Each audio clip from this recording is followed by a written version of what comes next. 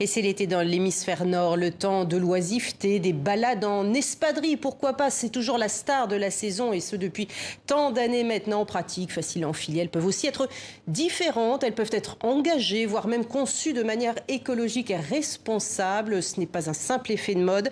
Alexandre Suermont, merci d'avoir accepté notre invitation. Vous invitez parce que justement vous êtes un chef d'entreprise un peu avant-gardiste. Vous êtes créateur de la marque En-Garde. En-Garde qui en vieux français veut dire avant-gardiste.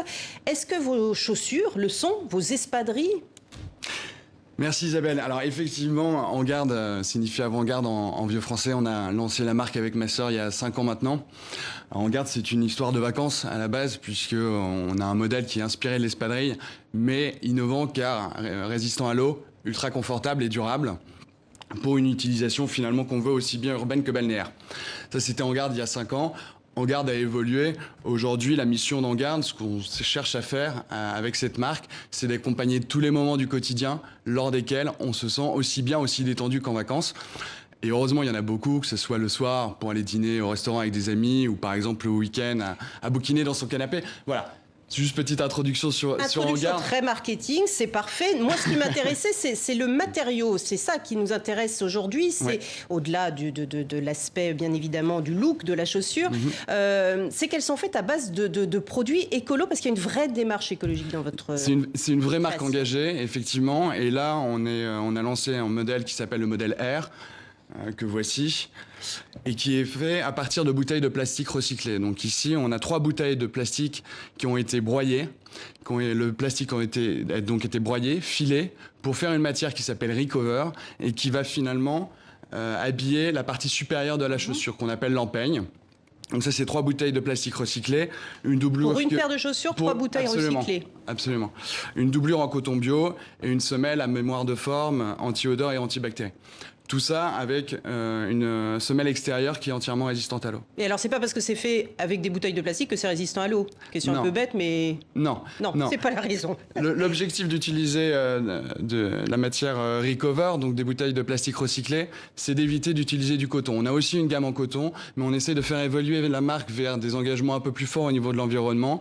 La bouteille de plastique est un substitut au coton. C'est également plus résistant, car imperméable, donc c'est quand même plus pratique. Et ça s'inscrit aussi dans une démarche plus globale sur la marque, car notamment, on a un programme de recyclage systématique de nos paires en fin de vie, où nos clients nous renvoient gratuitement leurs paires pour qu'elles soient recyclées. D'accord, pour qu'on continue ce cycle de recyclage. Vous soutenez également des associations qui vous tiennent à cœur et parfaitement complémentaires à vos créations, puisqu'elles défendent l'eau. Absolument, absolument. On soutient 2 ONG.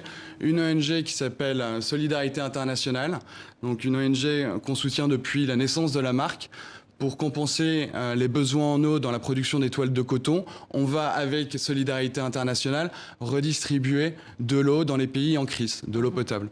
Ça, c'est la première ONG. Et la deuxième ONG qu'on soutient depuis cette année en lien avec ce modèle en bouteille de plastique recyclée, c'est Surfrider Foundation, qui est une ONG qui se bat pour la préservation des océans et contre les déchets, notamment plastiques. Et alors, quelles sont vos prochaines étapes? J'imagine que vous réfléchissez déjà à d'autres concepts. Est-ce que vous avez déjà pu observer une autre matière qui permettrait ainsi de promouvoir aussi le recyclage des déchets à grande échelle?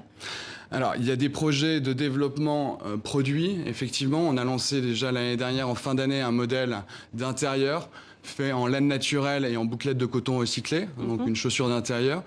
Il y a d'autres projets de développement produits qui vont voir le jour. Et il y a également des recherches sur le développement de matières plus engagées, plus responsables. On travaille avec un laboratoire de recherche et développement en France sur des bioplastiques. Donc pour notre semelle, on recherche aussi des matières qui sont plus intéressantes, des alternatives au cuir, par exemple, comme il peut y avoir. Je me souviens que l'an dernier, on avait reçu une autre entreprise qui avait un peu la même démarche, Panafrica, pour ne pas la citer. Vous avez l'impression que c'est une vraie tendance de la mode, de promouvoir, de joindre l'utile à l'agréable? Alors, j'espère que c'est une tendance. En tout cas, ce que je constate, c'est que la plupart des jeunes marques qui se lancent comme nous ont une vraie volonté de produire différemment. de produire plus responsable dans des zones géographiques qui sont plus proches de nos clients finaux. Plus responsable et éthiquement aussi au niveau de la méthode de travail? Et au niveau de la méthode de travail, très clairement, aujourd'hui, une marque ne peut pas exister si elle n'est pas transparente. Et la transparence, ça signifie aussi voir communiquer sur la production, sur comment sont faites les chaussures, aller directement dans l'usine et s'assurer que les conditions de travail sont respectées. Vous, c'est en Espagne qu'elles sont produites? Nous, c'est en Espagne, dans Pourquoi le sud-est ce choix?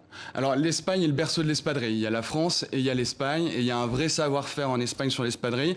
On travaille avec une entreprise qui a plus de 25 ans de savoir-faire dans la chaussure, qui a des normes de travail très développées.